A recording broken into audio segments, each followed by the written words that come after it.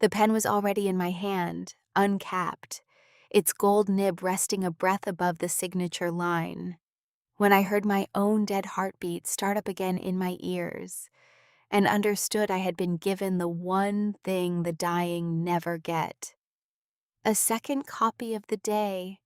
I was standing at the head table of the Ashford engagement banquet, in a dress I had burned in grief 2 lives from now, 300 guests glittering under the chandeliers, and Vivian Ashford was leaning over my shoulder, with her soft, dry voice saying, "Just there, darling, and there.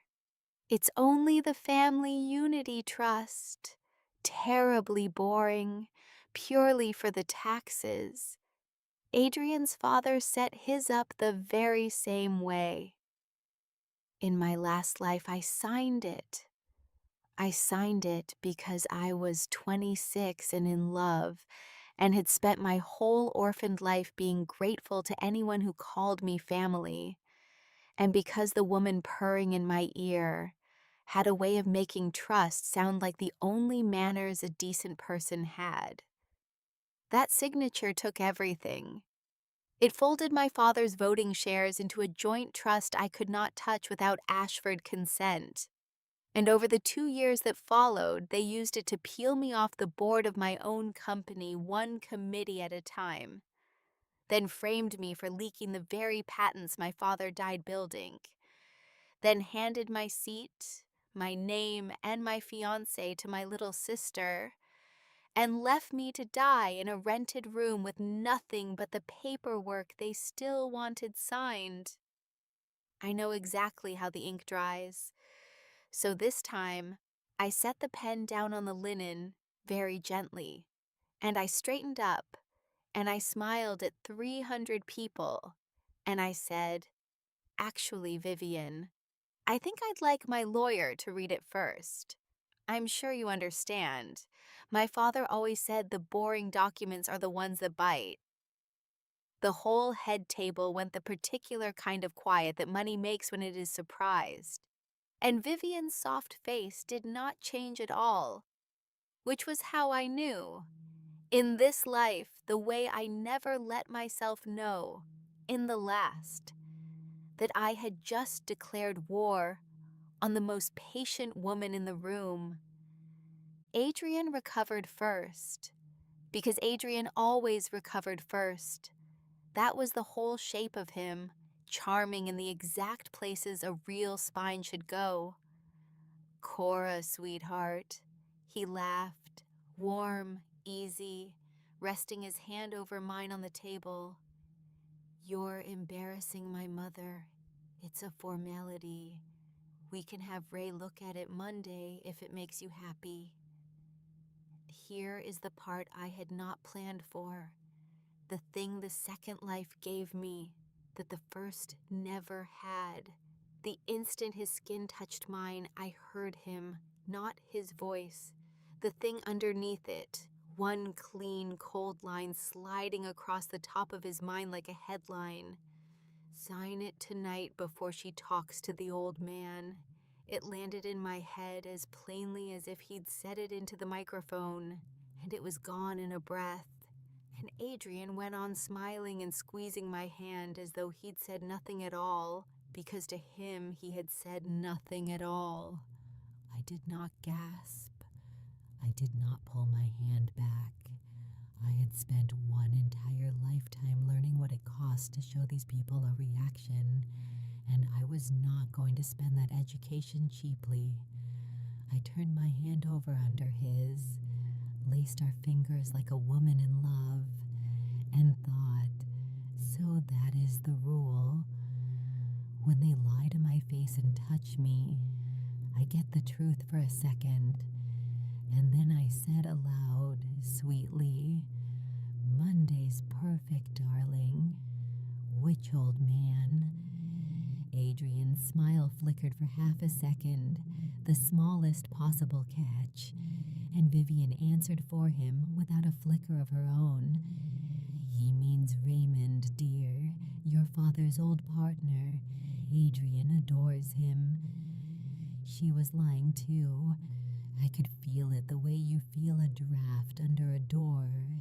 But she had not touched me, and so I only had the draft and not the words. That was fine. In my last life, I'd had neither, and I'd still figured out who she was. Just 3 years too late to matter. This time I had 3 years of runway and a banquet full of witnesses, and I intended to land the plane on her. The first small scheme came before dessert, and it came as it always did, wrapped in my sister's tears. Delphine had been seated 2 chairs down, 22 years old, and lovely in the deliberate breakable way that made strangers want to carry her coat.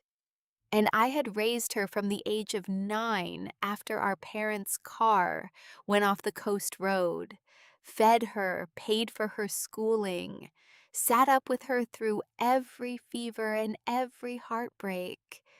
And in my last life, I did not understand until the very end that she had spent all of it studying me, learning the exact shape of my life so she could try it on. Tonight she rose with a champagne flute and a wobble in her lip and said to the whole glittering room, "I just want to say before everyone how much my sister means to me. She gave up so much for me. So when Adrian's mother offered to add me to the family too, to the trust, so I'd finally be secure," I cried, "because I've never had security. And I know Cora will sign, because Cora has never once in her life put herself first. In my last life, this exact toast worked flawlessly. It boxed me in with kindness, made refusing the trust look like refusing my own orphan sister, and I signed within the hour to prove I was not the cold creature the room was starting to wonder about. Delphine was very good. She had learned from the best, which was me, which was the cruelest part. But I knew the choreography now, every step of it, and I stood before the applause could build and lifted my own glass and said, "Thank you, Delphine. You're right that I've never put myself first, so let me put you first instead. I'm having Ray draft you your own trust. Tomorrow, separate from mine, in your own name, funded from my own shares. So your security never depends on anyone's marriage, but is simply yours. Isn't that better, everyone? A gift she can hold in her own 2 hands." The room broke into real applause, delighted, and Delphine had to smile and thank me through her teeth, because she could hardly weep that she'd been given her own money outright. And across the table, I felt rather than saw Vivian recalculate, because I had just taken the leash Delphine was meant to lead me by and handed my sister a purse instead. Adrian leaned in and murmured, touching my wrist, and there it was again, sharp and cold beneath his smile. "She'll never sign a separate trust. Mother needs it joint." So the joint structure was the whole point, and Delphine's security had never been the point at all. Good. Now I knew where the money was pointed. Vivian herself came to me at the very end of the night as the guests thinned and laid one cool hand on my shoulder, the first time I ever saw her touch anyone on purpose, and said, "You've grown so decisive, Cora. Your father would be proud." And because she was touching me, and because it was a lie polished to a shine, I heard the thing underneath it, quiet and precise as a closing door. "She's not the girl from before. Watch her." I smiled up at the most dangerous woman in the room and said, "He would, wouldn't he?"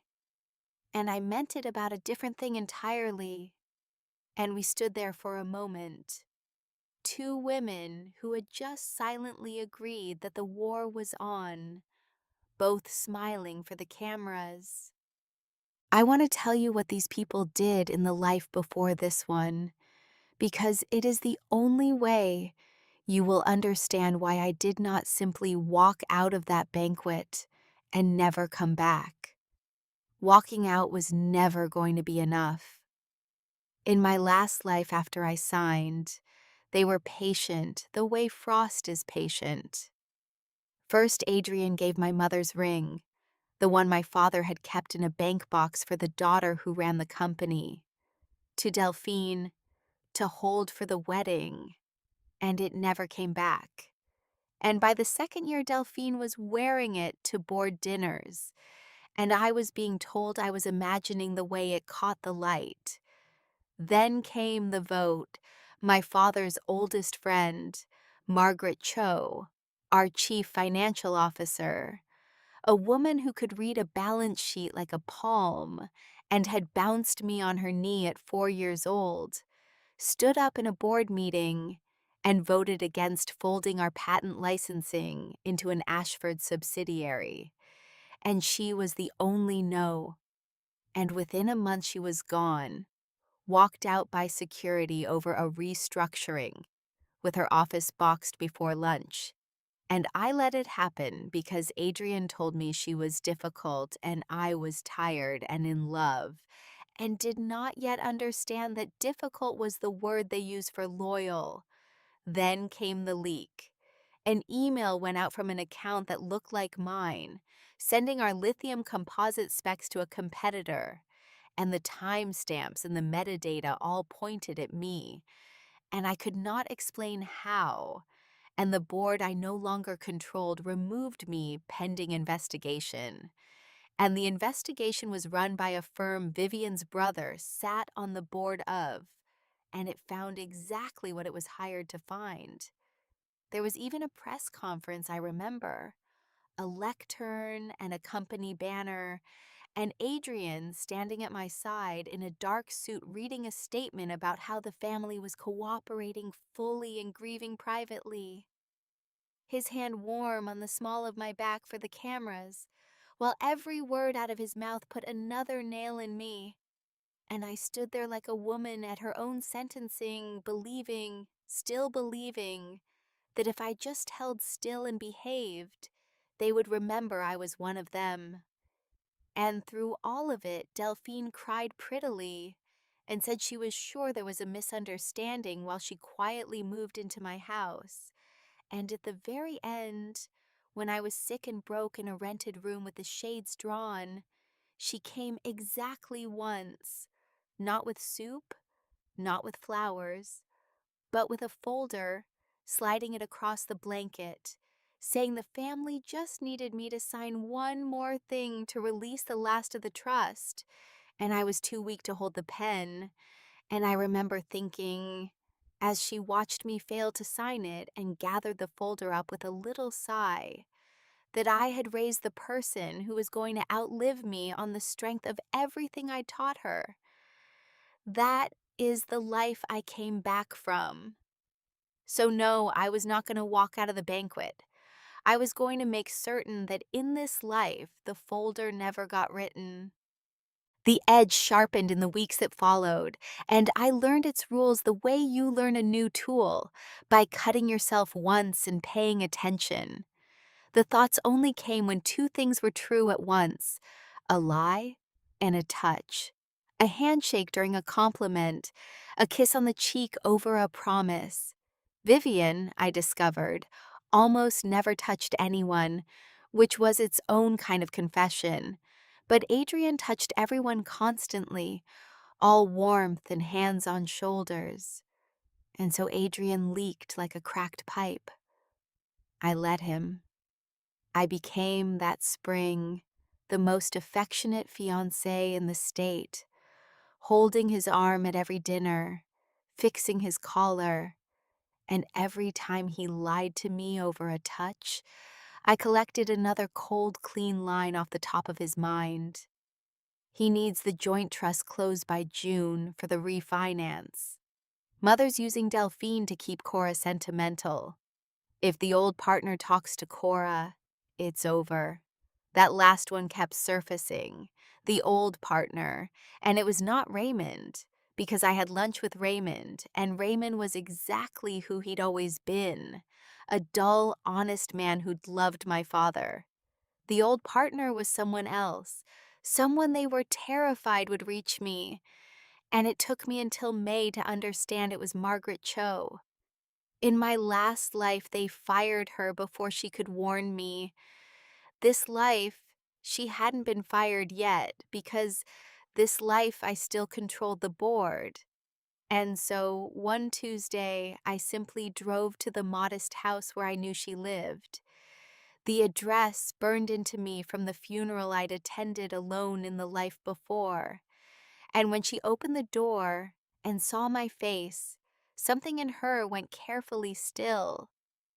"Elias's girl," she said.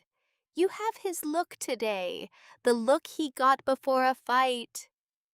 I said, "Meg, I need you to tell me everything you've been afraid to tell me about the Ashfords, and then I need you to help me not sign a single thing they hand me. And in exchange, I am going to make you the reason they lose." She studied me for a long moment. This woman who in another timeline had been marched out by security for the crime of trying to protect me. And she said, "Come in, I'll put the kettle on. And bring your good pen because we're going to be reading contracts until your eyes bleed." I could have wept.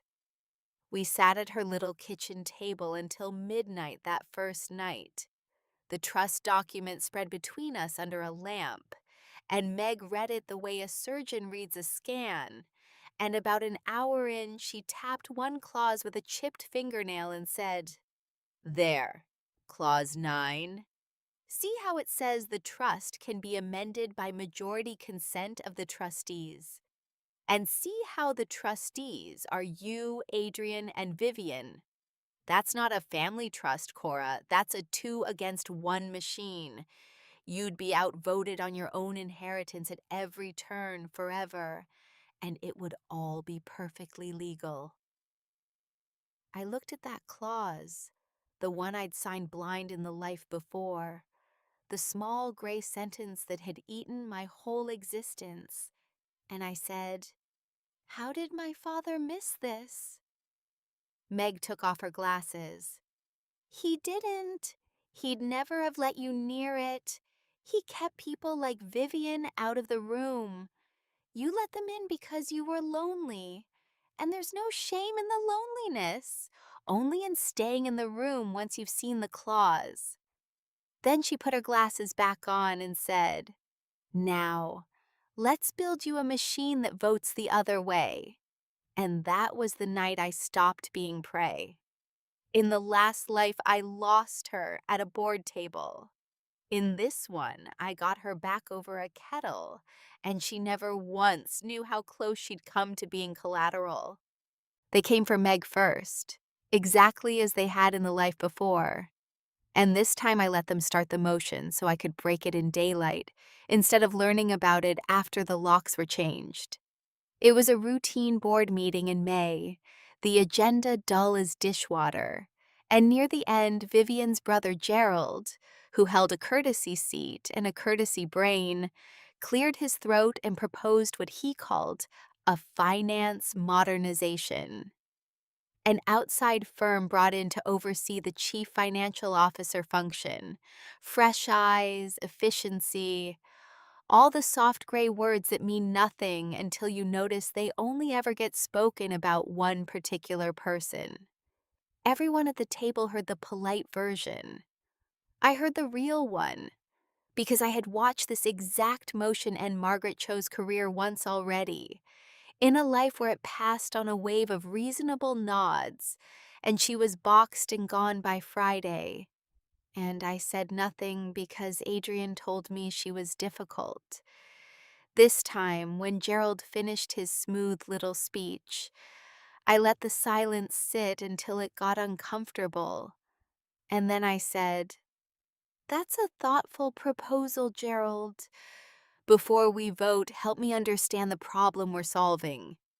Has anyone in this room found a single error in Margaret's numbers this year? One? I'll wait." Nobody spoke. Gerald smiled the way men smile when they've been asked to show a hand they don't have. It isn't about errors, Cora. It's about scale. A company this size shouldn't rest on one person. And he leaned across the table and patted my forearm, warm and fond and dismissive, the way all the Ashford men touched women they'd already decided to overrule. And the cold line slid up out of him clean as a receipt. Get Cho out before the June statements or she'll find the shells. So Meg was the tripwire, and June was the deadline, and this whole gentle motion was a bomb disposal team coming to cut the one wire that led back to the money. I kept my voice mild. Here's my counter, Gerald. Margaret has closed 11 straight audits without a finding. The company has never rested on one person. It has rested on the one person who actually reads the books. So no, we're not hiring an outside firm to supervise her. We're giving her a raise on the record today, and I'd like that in the minutes. A ripple went around the table, because a raise is very hard to vote against without explaining why you'd rather she leave. Gerald's smile went thin. You're being sentimental, he tried. And I looked at him and said the thing I'd wanted to say in 2 lifetimes. You don't restructure the woman who reads the books, Gerald. You only try to remove her when you're frightened of what she's about to read. It landed like a drop tray. Meg kept her seat, kept her raise, and got, without knowing it yet, exactly 3 more weeks of access to the systems she would use to hand me the shells. Across the table, Vivian, who had not touched a soul and had said barely a word, wrote something small in her leather book, and I understood that she had just moved me up a category in her mind, from problem to opponent, and that from here, she would stop being gracious and start being careful. Good. Careful people leave more evidence than gracious ones. They write things down. The escalation arrived at the shareholders' succession meeting in June, the set piece they had built the whole trap around, and I walked into it already knowing the room. In my last life, this meeting was where they finalized folding my patent licensing into the Ashford subsidiary, and I sat there smiling, a signatory to my own dismantling. This time I sat on the same side of the table, but I was a different animal. Vivian opened, gracious, presenting the joint trust and the subsidiary merger as one tidy package, a simplification, a family coming together. And Adrian rose to second it and work the room the way he worked every room, and I watched a dozen board members begin to nod, because it sounded so reasonable. Because Vivian always sounded so reasonable. Because reasonable was the disguise she'd worn over a decade of quiet theft. When the floor came to me, I did not argue the merger. I asked one question. Before we vote, I said, I'd like to understand the licensing revenue that's already flowed through the Ashford subsidiary this year, since we're being asked to formalize a structure that's apparently been running informally. Adrian frowned. There's no revenue yet, Cora. The merger hasn't happened. And he reached over and patted my hand, reassuring, in front of everyone. And there it was, ice cold. 40 million already moved. She can't have the shell statements. 40 million already moved through a subsidiary that officially did not exist yet, using my father's patents before a single vote had been cast. I kept my face as smooth as the table. Of course, I said. My mistake. It's only that my father used to say a merger that's already moving money before the vote isn't a merger. It's a confession with a schedule. A few of the older board members laughed, the ones who'd known Elias, and I watched Vivian decide not to smile. Shall we table the licensing item until I've had time to understand the numbers? I went on lightly. You all know how careful I am. Adrian pounced on it, relieved, because a delay sounded to him like surrender. Of course, sweetheart. Take all the time you need. There is nothing to grasp. which was the most generous lie he told all year. I let them adjourn thinking they'd managed me, and I drove straight to Meg's and I said one sentence. There are shell statements. Adrian doesn't think I can get them. Find me the shells. Thank you for listening to Channel Crystal Novel. Meg found them in 9 days, working nights on the system's access I'd bought her 3 more weeks of at that Mayboard table. And the morning she called me, her voice had the flatness of a woman whose hands are shaking. Sit down, she said. There are 3 of them. It's 40 million. And it isn't sloppy, Cora. It's beautiful. It's the cleanest theft I've ever read, which tells me she's done this before to someone who never checked. 3 shell companies, layered, each registered to a different Ashford proxy, all routing licensing income out of a subsidiary that had been quietly operating for 8 months on patents. I still technically owned $40 million that belonged in my father's company and had been vacuumed sideways into Vivian's private structure while she stood at a banquet calling it taxes. I did not confront anyone.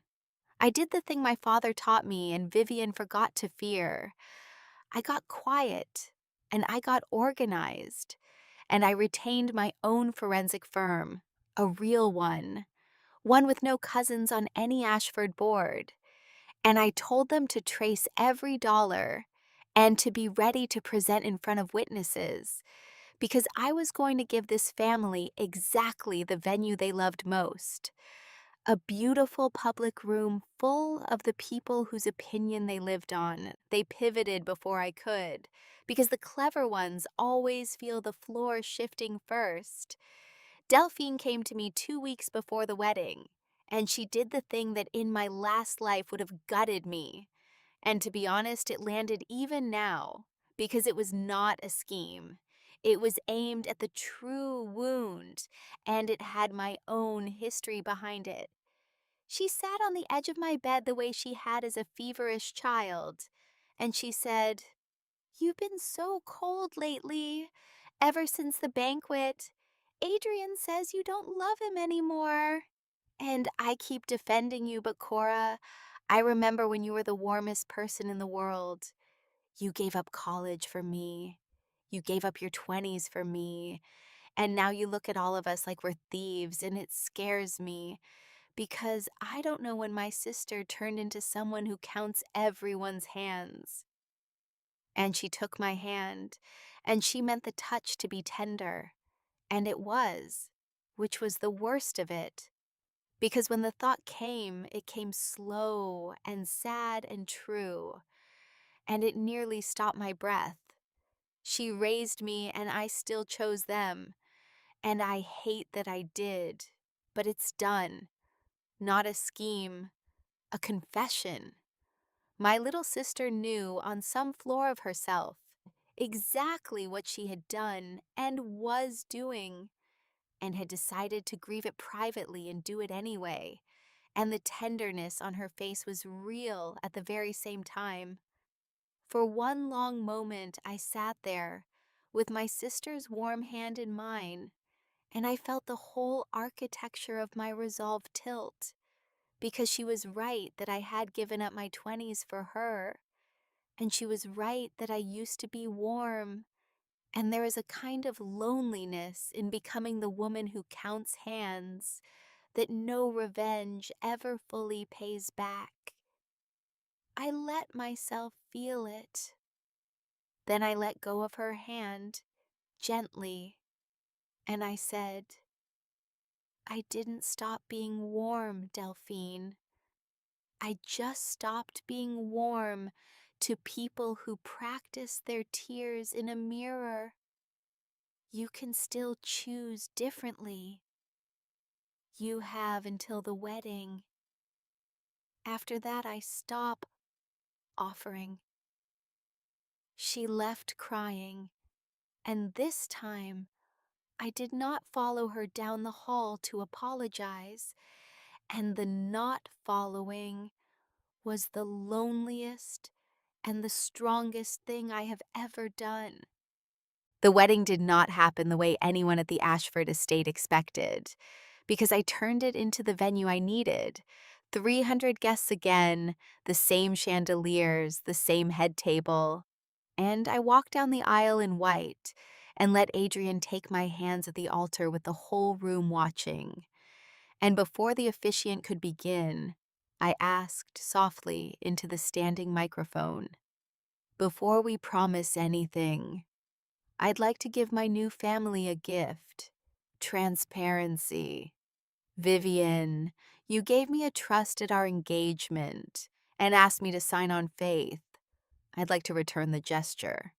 And I nodded, and Meg, at the back, connected her tablet to the screen the Ashfords had rented to broadcast the vows, and the forensic report bloomed across it, 4 meters tall. The first shell company, the first transfer, $40 million, itemized, dated, months before any merger, out of Vance Dynamics through 3 shells, into a structure controlled by Vivian Ashford. Adrian's hands went cold in mine, and this time I did not need to touch him to know his mind. His face did all the leaking, and I said to him, quietly enough that the mic still caught it, "You told me there was no revenue yet. There was 40 million yet. You patted my hand and lied, and I let you, because I wanted to see how deep it went. It goes to your mother." Vivian rose from the front pew, and she did the only thing left to her, the thing she was best at in all the world, which was to stay perfectly, warmly calm. "Cora, dear," she said, and her voice could have soothed a colicky market. "Whatever a report says, I have never in my life signed a single one of those documents. Check them. My name is on nothing. This is a grieving orphan seeing conspiracies in ordinary business she doesn't understand. I've only ever tried to fold her into a family. And this is the thanks." She turned to the room, spreading her hands, the picture of maligned patience, and half the room began, despite everything, to soften toward her, because that was her genius. She never held the knife. She only ever set the table. And I felt the old helplessness reach for me, because it was true. Her name was on nothing. She had spent a decade making certain of it, and a forensic report of money movements is not the same as a signature. In my last life, this would have been where I lost on the technicality of her clean hands. But this life, I had one thing she had never accounted for, because she did not know it existed. I had her son's own voice, saved, because Meg had thought to record the licensing calls the moment I told her there were shells. And on those calls, Adrian, who leaked like a cracked pipe, said his mother's name over and over. I looked at Vivian, and I let her have 3 full seconds of triumph, because she had earned the fall the length of the climb. "You're right," I said. "Your name is on nothing. You never signed a document in your life. That's not innocence, Vivian. That's just very good penmanship, done by other people, over your instructions." And I nodded at Meg one more time, and the screen cut from the paper trail to audio, a waveform crawling across 4 meters of rented screen, and Adrian's own voice filled the room where he was supposed to be getting married. "Move it through the 3rd shell. Mother wants it out of the subsidiary before the merger vote, so Cora can't trace it back to her. She wants Cora sentimental until June. That's what Delphine is for. And then, worst of all, in a board-recorded murmur, if Cho ever talks to Cora, it's over, so keep her off the board till the ink's dry." The room did not gasp so much as change temperature. 300 people looked at the bride's mother-in-law, and then at the groom, and a woman near the front, one of Vivian's oldest gala friends, set down her program and stood up and walked out without a word, and her leaving broke something loose, because two more followed her, then a whole row, the sound of expensive shoes on marble like the first stones coming off a wall. Adrian, who had never in either of his lives been able to hold a hard silence, made it worse in the only way available to him, spinning on Vivian and saying out loud in front of everyone, "You told me she'd never get the shells. You said the structure was clean." Which was, of course, a confession of the exact crime his mother had just serenely denied, delivered by her own favorite instrument. And I watched Vivian close her eyes for one brief moment, not in guilt, but in the specific fury of a strategist betrayed by her own troops. Delphine, at the front, in the pale bridesmaid dress, looked at the ring on her own finger. My mother's ring, the one she'd been holding. And then she looked at me, and I saw her make the calculation I had watched her make 100 times, the one where she decides who is winning, and for the first time in 2 lifetimes, she calculated toward me. She stood up, worked the ring off her finger, walked the length of that terrible aisle in front of everyone, and pressed it into my palm, and said, low, only for me, "You were right. I practiced in the mirror. I'm sorry it took a screen this big." It did not undo anything, but it was the first true thing she'd said to me in 15 years, and I closed my hand around my mother's ring and let it be enough for the day. It came apart for the Ashfords the way a dam comes apart, slow at the first crack, and then all at once. By the following week, the forensic report was with regulators, because 40 million in patent revenue laundered through undisclosed shells is not a family disagreement. It is a filing, and filings have teeth. Vivian's clean hands stopped protecting her the moment her son's recorded voice put her name on the plan out loud. Intent is the thing prosecutors love, and Adrian had gift-wrapped it. Ashford Capital lost its two largest institutional investors within a month, both citing governance concerns, which is how money says we are afraid to be near you. The country club where Vivian had reigned for 20 years let her membership lapse without a call. Two nonprofit boards asked for her resignation by letter, and a third, the Arts Foundation she had chaired as the crown of her respectability, removed her name from the wing it was carved into, at real expense, and reopened it under a donor whose money had a cleaner story. The private bank that had managed the Ashford accounts for 30 years sent a 2-line letter declining to renew the relationship, which in that world is roughly a public flogging conducted in cream card stock. The gala circuit simply closed around the empty space where she used to stand, the way water closes over a stone, and the same society column that had once called her the quiet backbone of the family ran a new item, unsigned, about the perils of trusting charm over books. Adrian's own name went down with the ship he'd steered, because it was his voice, his phone, his casual recorded arrogance. And the charming man who had always recovered first discovered that there are rooms you do not talk your way out of. His seat on 2 industry councils evaporated.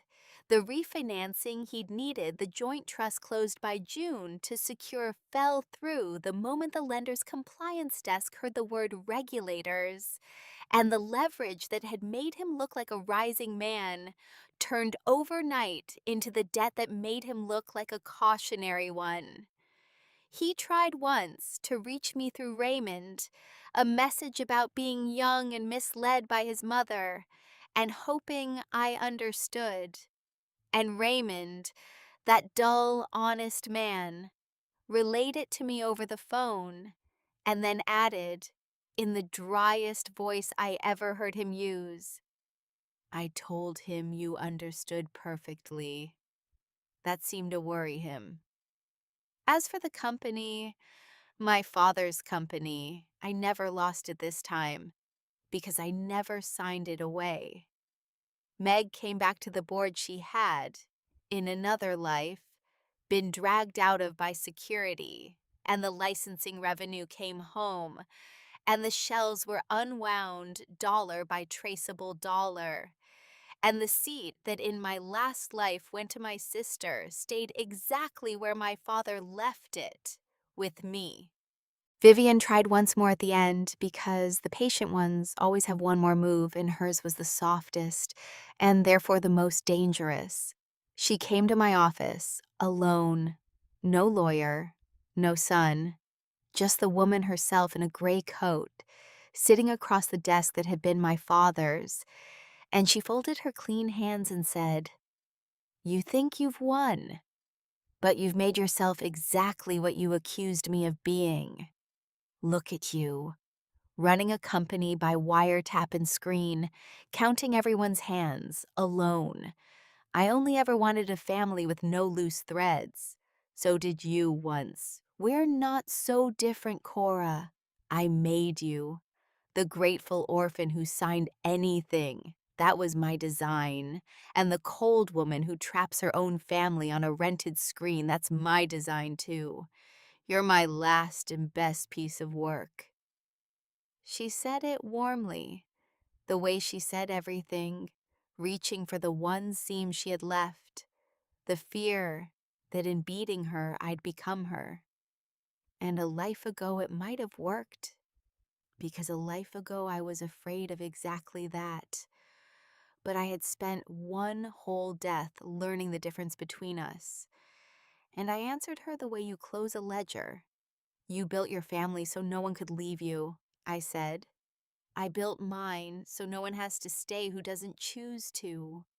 That's the difference you'll never see, because you've never once in your life let anyone choose you freely. You didn't make me, Vivian. You just delayed me by 3 years. Now please take your clean hands out of my father's building." She left without another word, and the door closing behind her was the quietest, fullest sound I have ever heard. I sat in my father's chair afterward for a long while, in his building, with his patents safe and his oldest friend down the hall, and I did not feel like her last piece of work. I felt like the first thing in 2 lifetimes that was entirely my own. The warm part I did not expect, and it is the part I would not trade for any of the rest. Meg made it a standing thing, Thursday dinners at her small house, the kettle always on, and she'd read balance sheets aloud between courses just to watch me relax at the sound of honest numbers. And she started calling me Elias's girl less and just Cora more, which for Meg was a whole embrace. Raymond came too, dull and honest and delighted to be useless at the drama and useful at the paperwork, and he took to bringing my mother's ring story up at every dinner until it became the family joke. How Delphine had returned it on the world's most expensive screen. And Delphine, when she was allowed back to those tables, would groan and put her face in her hands every single time. One Thursday, Meg raised her water glass and said, deadpan, "To Clause 9, the finest teacher this family ever had." And Raymond nearly choked laughing, and even Delphine, from her probationary end of the table, lifted her glass, because Clause 9 had become shorthand in our house for anything that looks like a gift and votes like a cage. I keep a framed copy of that clause on my office wall now. The actual page, the small gray sentence that ate a life. And new hires think it's sentimental, and it is exactly the opposite. It's a warning I read every morning. Because I did let Delphine back, slowly, on probation she knew was probation. Because she had walked an aisle to hand me the truth when hiding was still an option. And because raising someone is not a receipt you get to tear up, it is just a thing you did, and the doing doesn't stop mattering because it hurt. She earns her chair now, a little more each month. She reads the filings herself these days, which is the highest compliment this family knows how to pay. And she is fierce about protecting me in exactly the way she once was fierce about undoing me. And I have decided to believe the turn is real.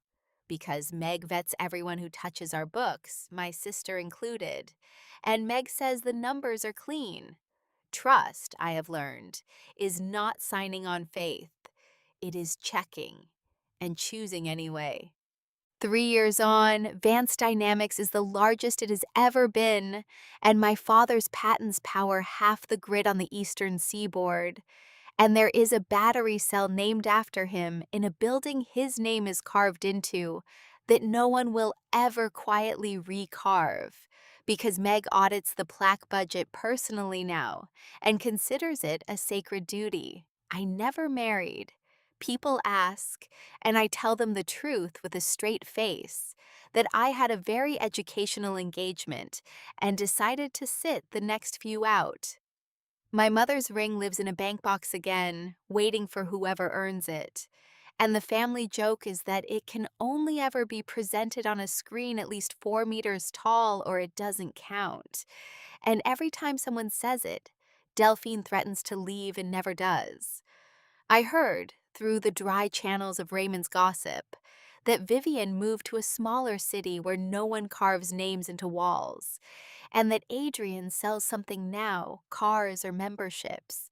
Some trade built entirely on the charm that used to be his weapon and is now just his job. And I felt, hearing it, neither triumph nor pity, only the clean, flat, nothing of a debt marked paid. Last month at a Thursday dinner, a young analyst Meg had hired, eager and new, slid a document across the table toward me during dessert and said it just needed my signature, purely a formality, terribly boring, only the quarterly filing. And the whole table went dead silent and turned to look at me, and I looked down at the pen already in my hand, its nib a breath above the line, and I felt every hair on my arm stand up at once. And then Meg said dryly, "Relax, everyone. I read it twice. It bites no one." And Raymond said, "Have Ray look at it Monday," which is the punchline now. And the whole table roared. And the poor analyst had no idea he had just walked over the exact grave I'd climbed out of. I capped the pen, and I read the filing myself, front to back, out loud, because I always read them now, every word in my own voice. And only then did I sign my own name to my own company on my own terms, and it felt like nothing at all, which is to say, it felt like winning.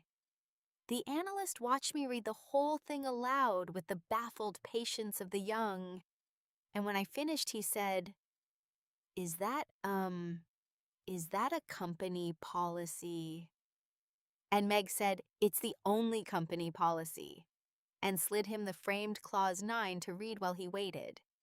And he came back 20 minutes later a little pale and a lot wiser, and I thought, good, that's how you raise someone, right? You let them see the cage before you hand them the pen. So let me ask you, since you followed her all the way back from the grave, did she go far enough, or was she still too merciful? Comment justice if the ending was perfect.